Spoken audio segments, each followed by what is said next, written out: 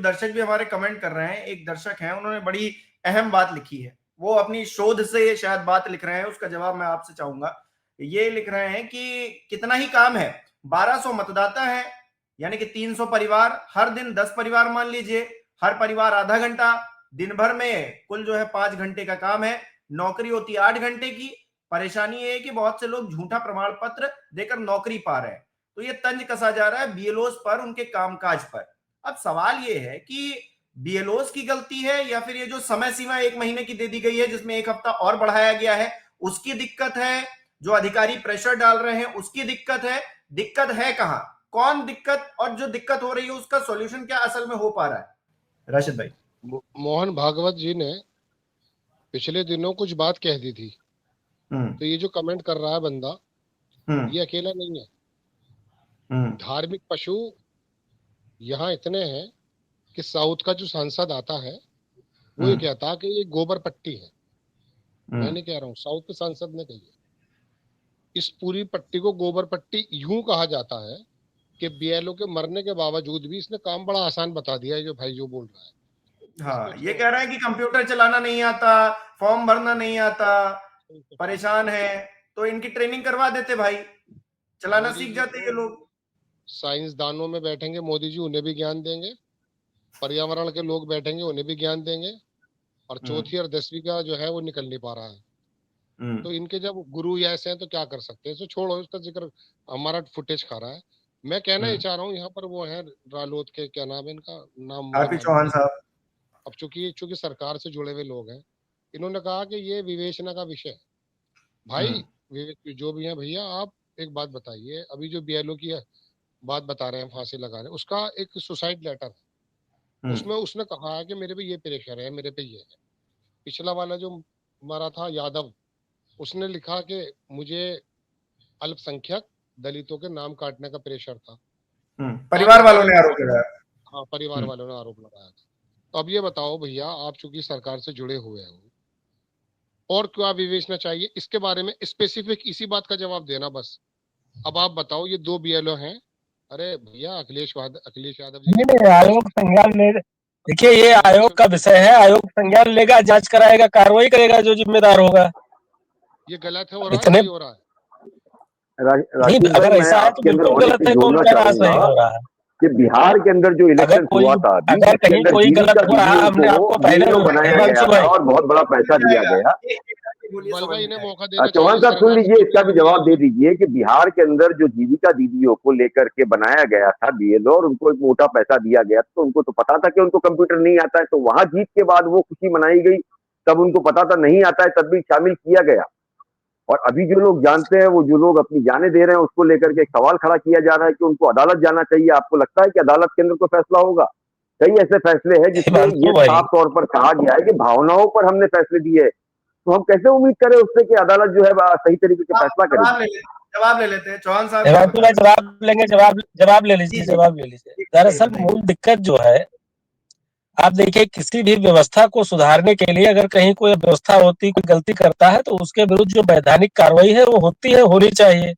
चुनाव आयोग एक संवैधानिक संस्था है, अगर किसी को उसके चुनाव आयोग के किसी काम से कोई आपत्ति है तो वो न्यायालय की शरण में जा सकता है, चुनाव आयोग के पास जा सकता है, अपनी बात कह सकता है। अब चुनाव आयोग अगर कोई गलत काम कर रहा है तो उसके अन्य फोरम है, हमारे संविधान में व्यवस्था है। एक बात आप क्या करेंगे? आप एक राजनीतिक दल होने के नाते, सर मैं ये आपसे पूछना चाहता हूँ, एक राजनीतिक दल होने के नाते आपकी भी कुछ जिम्मेदारियां बनती हैं। अगर विपक्ष ही सब कुछ करेगा तो फिर आप सत्ता में है क्यों? सवाल ये है कि अगर बीएलओस की मौत हो रही है तो नहीं, बीएलओस की मौत हो रही है तो चौहान साहब को भी उतना ही दर्द होना चाहिए जितना दूसरों को हो रहा है या उनके परिवार को हो रहा है। बिल्कुल हो नहीं रहा है, बिल्कुल दर्द है, बिल्कुल दर्द है। नहीं, जयंत चौधरी साहब, जितने बीएलओस की जान गई है उनमें से कितनों से मिले हैं, मुझे सिर्फ ये बता दीजिए। देखिए, जयंत चौधरी जी कितने लोगों से मिले हैं तो जयंत चौधरी जी बता सकते हैं, इसमें मैं क्या बता सकता हूँ। मुझको जो लगता है कि किसी की भी मौत, अगर मैंने कहीं न्यूज नहीं पढ़ी, क्या बात, अब हमसे सब पूछ के जाते हैं, वो हमारी पार्टी के राष्ट्रीय अध्यक्ष हैं, हमसे पूछ के थोड़े जाएंगे, जब हमको बताएंगे तो हम आपको बता देंगे किससे मिले हैं। जाना चाहिए कि नहीं जाना चाहिए? नहीं, बिल्कुल जाना चाहिए। अगर किसी के साथ अन्याय हो रहा है, हमारा तो किसानों नौजवानों के साथ नाता है, अगर किसी के साथ, और जो भी ये लोग किसान परिवार से आते हैं, चौहान साहब, तो फिर हम किसको अच्छा नेता माने? जो जा रहा है उसको, जो उनके लिए फिक्रमंद है उसको, या फिर जो नहीं जा रहा है उसको? अब आप बताइए। नहीं, सब लोग फिक्रमंद है, सबका अपना दायरा है हिमांशु जी। है ना सर? देखिए, जो काउंटर लीजिएगा जरा। हम मान रहे हैं अखिलेश यादव विपक्ष में रहकर राजनीति कर रहे हैं, वो ढोंग कर रहे हैं, लेकिन बावजूद इसके वो 2-2 लाख रुपए दे रहे हैं। कौन कह रहा है ढोंग कर रहे हैं? अखिलेश जी उत्तर रहे हैं, लेकिन आप गलत बात कर, हिमांशु भाई आप अपने शब्द दूसरे के मुंह क्यों डाल रहे हो? सवाल तो कड़ा ही किया जाएगा ना सर। हिमांशु भाई बात सुन लीजिए, अखिलेश यादव जी उत्तर प्रदेश के मुख्यमंत्री रहे हैं, कौन कह रहा है वो ढोंग कर रहे हैं? वो भारत की तीसरी सबसे बड़ी पार्टी के राष्ट्रीय अध्यक्ष हैं, जिम्मेदार आदमी है, वो अपना काम कर रहे हैं। जयंत चौधरी जी अपना काम कर रहे हैं, संविधान में सबको ढोंग कर रहे हैं। नहीं सर, हर तरह के लोग हैं ना, वो कुछ लोग कहेंगे कि अखिलेश यादव तो ढोंग कर रहे हैं, मैं कह रहा हूँ ढोंग ही सही, कुछ लोग कर रहे हैं। देखिए, सत्ता पक्ष वाले ढोंग भी नहीं कर पा रहे, बताइए। देखिए, अब कल्पित सवालों का तो जवाब नहीं हो सकता ना, कोई कह रहा है कि ढोंग कर रहे हैं। जाना चाहिए, हर पीड़ित की मदद करना चाहिए, हर आदमी को करना चाहिए, इसमें कौन गलत काम कर रहे हैं? कौन कह रहा है गलत कर रहे हैं? चौहान साहब आप बात सुने। आप चूंकि देखिए इस समय चूंकि जो सत्ता में सरकार है उसके आप सहयोगी हैं, तो हम माफी के साथ ये कहेंगे, सवाल आपसे इसलिए कर रहे हैं कोई एक रास्ता दिखाई दिया, आप हमें एक विंडो नजर आ रहे हैं कि हम अपनी बात आप तक रख सकते हैं, वरना हम तो रोज रोनर होते हैं। चौहान साहब कोई नई बात नहीं है, आप आ गए हाथ तो इसलिए आपसे पूछ, मैं ये पूछना चाह रहा हूँ सर। अरे भाई, इतनी देर से हम लोग डिबेट कर रहे हैं, आप देख रहे हो नेटवर्क का इश्यू कितना तगड़ा है, कैसे ये लोग काम करता होगा। 10 मिनट बाद तो मैं जुड़ पाया हूँ, जो समस्याएं हैं उन पर आप बात करिए, उसके समाधान का प्रयास के हम लोग आयोग में जाकर के ये बात कहेंगे जो समस्याएं हैं। और लोगों की चिंता को सुन लीजिए, सुन लीजिए, लोगों की चिंता को देखते हुए, बीएलओ की परेशानी को देखते हुए ही समय बढ़ाया गया है। आप प्रवक्ता हैं आरएलडी के, आपको अपने चौधरी साहब के बारे में पता नहीं है, आप कह रहे हैं वो जाने, आप उन्हें कहना चाहेंगे कि आप कहें तो फिर आप बता क्यों नहीं रहे वो गए नहीं गए, फिर कहा क्यों नहीं आपने जब प्रवक्ता है? नहीं, जानकारी कर लेंगे तो बता देंगे, जानकारी कर लेंगे तो बता देंगे। आप क्या चाहते हैं, गलत बयान नहीं करें आपके कहने से? ये जो भारतीय जनता पार्टी ने आप क्या चाहते हैं? का मामला शुरू, अरे आप ये बताइए, अरे मेरी सुन तो लीजिए सर, मैं क्या चाहता हूँ वो तो बता रहा हूँ। मैं पूछना चाह रहा हूँ एसआईआर की जो प्रक्रिया शुरू हुई है, इस समय जब इंटरनेशनल मॉनेटरी फंड भारत को सी ग्रेड दे रहा है, जियोपॉलिटिक्स में हालात खराब है, क्या आपका मत ये नहीं होना चाहिए कि ये गैर जरूरी चीजें लेकर के सामने आ रहे हैं, जबकि बहुत बड़े बड़े मुद्दे इस समय देश के सामने हैं? आप बताइए।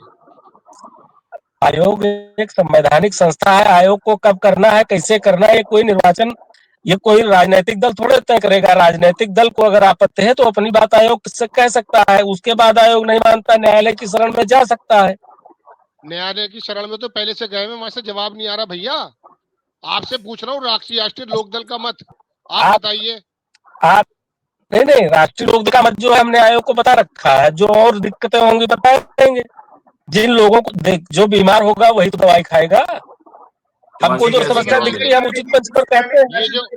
ये जो बीएलओज मरे हैं चौहान साहब, ये बीएलओज मरे हैं, अब आप ये बताइए भविष्य में, हमारे कल जो तुम्हारे जयंत चौधरी मेरठ भी आए हुए थे, अगर निकल गए, वरना मुझसे सवाल करता, आप लोग अब मुझे घर जाने का काम करेंगे और सरकार से सवाल करेंगे कि ये क्या हो रहा है, करेंगे 2 बातें बिल्कुल जाएंगे।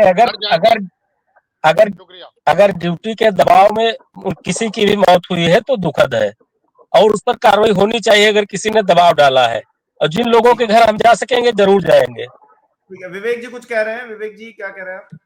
देखिए, पहली बात तो पूरे मंच पे सभी बुद्धिजीवी बैठे हैं और हमारे आरएलडी के प्रवक्ता चूंकि आरएलडी से हैं, मैं एक बात उनको स्पष्ट कर दूं, चूंकि उन्होंने मिथ्या वचन किया है आपके मंच पे बैठ के। 2023 में जो संशोधन इन्होंने किया है मुख्य निर्वाचन आयुक्त अन्य आयुक्त 2023 के अधिनियम में, उसके तहत मुख्य और अन्य चुनाव आयुक्तों को उनके आधिकारिक कामकाज के दौरान किए गए निर्णय, कार्यों, बयानों के लिए किसी भी तरह की कानूनी कार्रवाई से सुरक्षा दे दी इन्होंने। उनके खिलाफ ना तो दीवानी केस फाइल कर सकते हैं आप, ना ही फौजदारी मुकदमेबाजी हो सकती है, और किसी आयुक्त को मुख्य चुनाव आयुक्त की सिफारिश के बिना पद से भी नहीं हटा सकते। तब हमारे आदरणीय बैठ करके कैसे कह रहे हैं कि न्यायालय के दरवाजे खुले हैं? नहीं तो आप तो मिथ्या प्रोटेक्शन दिया वचन कर गया रहे है हैं। ना सर, विवेक जी, प्रोटेक्शन दिया गया है तभी तो ये सब हो रहा है, नहीं तो फिर मैं जिम्मेदारी वही बता रहा हूँ। तब ये पार्टी ये सरकार में रह करके नहीं, सरकार में रह करके मंच पे झूठ तो नहीं बोल सकते ना कि न्यायालय के दरवाजे खुले। वो जमाना गया, वो जमाना गया। जवाब तो ले लीजिए, आपके एनडीए में जाने के बाद भाजपा ये समझ गई कि आपको मनमानी कर सकती है। वरना आप एक बात और बता दीजिए, क्या 700 किसानों की मौत की जांच पूरी हो गई, विवेचना पूरी हो गई? अभी पहले वाली बात का तो बीएलओ की जवाब ले मौत की लीजिए। विवेचना होनी चाहिए। 700 किसानों की मौत की पहले विवेचना पूरी हो गई, यही बता दीजिए। पांडे जी SIR आप को लेकर पहले वाली सुप्रीम बात का कोर्ट तो में जवाब दे केस लीजिए। चल रहा है। चलिए बता दीजिए। कहना चाह रहे हैं चौहान साहब? हाँ बता दीजिए, बता दीजिए। हिमांशु भाई, कोई भी बता दीजिए। कानून अगर ऐसा बनता है देश में जो संविधान की भावना के विरुद्ध है, तो न्यायालय उसका संरक्षक है संविधान का। सुप्रीम कोर्ट उसकी विवेचना करेगा कि क्या? हमको ये नहीं समझ में आ रहा, हर क्या? चीज न्यायालय करेगा क्या? चुनाव आयोग क्या करेगा? ज्ञानेश कुमार अरे नहीं हिमांशु भैया, 324(5) पे बहस ही यही हो रही है सुप्रीम कोर्ट में। क्या करेंगे बताइए? ये सारे लोग बैठे हैं, ये टैक्स पेयर्स का पैसा हिमांशु ले रहे भाई, हैं, इतने सांसद, इतने विधायक, ये क्या करेंगे? सारा काम सीजीआई करेंगे क्या? Supreme court, high court, lower court यही करेगा क्या? हमारी कोई नैतिक जिम्मेदारी बची है कि नहीं बची है? किस तरह से भारतीय जनता पार्टी या फिर सत्ताधारी पार्टी के जो लोग हैं वो ये कह देते हैं कि भाई न्यायालय चले जाइए। भाई आपकी कोई जिम्मेदारी नहीं है क्या? आपको नहीं कुछ दिखता है क्या? बीएलओ की मौत हो रही है या फिर जो अव्यवस्थाएं फैली हैं उस पर आप मुझे लगता है ये वकालत करने से ज्यादा अगर आप लोगों ने काम कर लिया होता जमीन पर जाकर तो ज्यादा अच्छे हालात होते। पूरी में गलत कह रहा हूं क्या चौहान साहब? बताइए आप। हिमांशु जी देखिए, चौहान शायद अलग हो गए हैं। मैं ये कहना चाह रहा हूँ कि जिस तरीके से आपके कथा कलामी की माफी, जरा मैं माफी चाहूंगा इकबाल भाई। ये पांडे जी फिर हाथ नहीं आएंगे, इनसे भी एक सवाल कर रहा हूँ। मेरा शुरुआत में इनसे सवाल था, मैं पूछ रहा हूँ पांडे जी, ये तो बेचारे चले गए, इनका नेटवर्क खराब है। मैं आपसे पूछ रहा हूँ, आप समाजवादी पार्टी, जो सत्ताधारी लोग हैं उन्हीं का नेटवर्क नहीं सही है तो फिर इस देश का कैसे भला होगा? आपसे एक बात पूछना चाह रहा हूँ।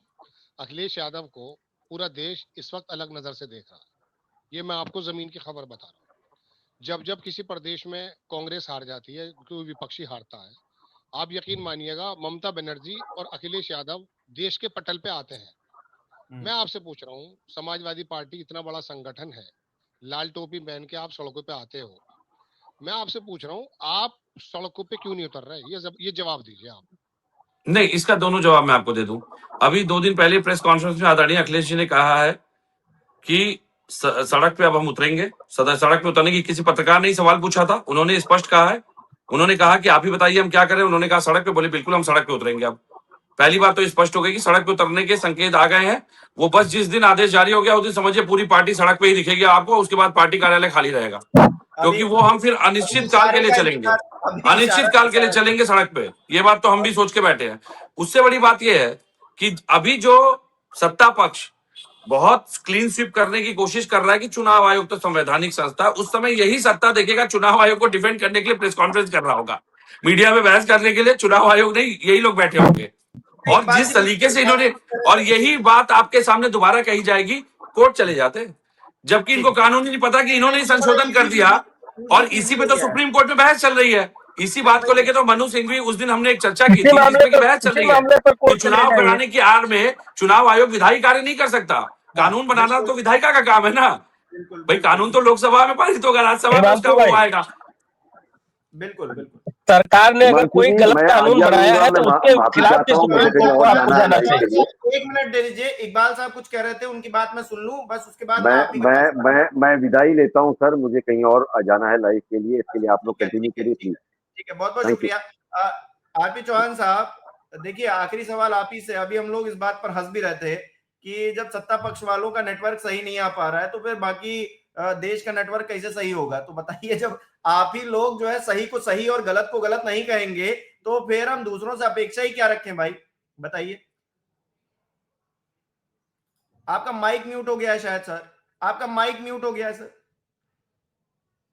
ऑन कर रहा हूं। जी जी बताइए। हेलो जी जी जी बताइए। हिमांशु भाई, नेटवर्क का इतना इशू है, जो इशू है उसको मैं कह तो रहा हूँ कि बीएलओज के सामने जो एक्चुअल प्रॉब्लम आ रही है जब आप जमीन पर जाओगे तो पता चलेगा। नेटवर्क की प्रॉब्लम है और जो समस्याएं हैं उसको आयोग को संज्ञान में आएगा, उसके लिए हल करेगा। आप देखिए टाइम बढ़ाया कि नहीं बढ़ाया, और सबके पास बीएलए है, सबको लग करके एक हफ्ते में 1 हफ्ता काफी है, 1 हफ्ता काफी है, फिर लगेगा, फिर बढ़ाएंगे। तो आयोग का विषय, इसके हम क्या बता सकते हैं, हम तो एक राजनीतिक दल के कार्यकर्ता है। जो लोग हमेशा के लिए विदा हो गए, जो लोग हमेशा के लिए विदा हो गए, उनका क्या?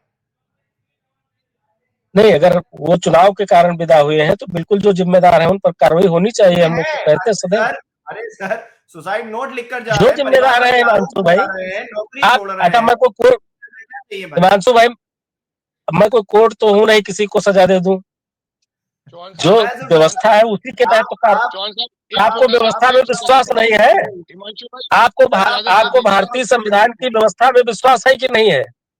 नहीं हिमांशु भाई, एक सवाल मुझे करने दीजिए। जो व्यवस्था है उसी के तहत तो कार्रवाई होगी। अरे चौहान साहब मेरी बात सुनो, राजेश भाई के मन में बहुत सारे सवाल हैं। आज नहीं आएंगे चौहान साहब, फिर बड़ी मुश्किल से मिलते हैं। सुनो चौहान साहब मेरी बात सुनो। अजीत सिंह मुजफ्फरनगर से चुनाव लड़े थे, हम पश्चिम उत्तर प्रदेश का हाँ नहीं हारे नहीं, आप ही की पार्टी के लोगों का कहना था हरा दिया था। बागपत से लड़े थे जयंत चौधरी, आप ही की पार्टी के लोगों का कहना था हरा दिया गया था। अभी कोई हिमांशु भाई आपके पास चौधरी साहब की बाइट हो तो चला दीजिए। अरे सुन तो लीजिए, हमने आयोग पर, अरे सुन तो लो, सुनो। अब अगले हफ्ते जो है लोकसभा के अंदर एक ऐसा प्रावधान लाने की, एक ऐसा प्रस्ताव लाने के लिए एप्लीकेशन दी जा रही है कि जिसमें चुनाव आयुक्त के लिए जो ये हटाने का और ये करने का, इसमें लोकदल के 2 सांसद है बिजनौर में और यहाँ बागपत में, आपके लोग जाएंगे उनके साथ देंगे? जो स्टैंड होगा आप सांसद जो करेंगे वो आप।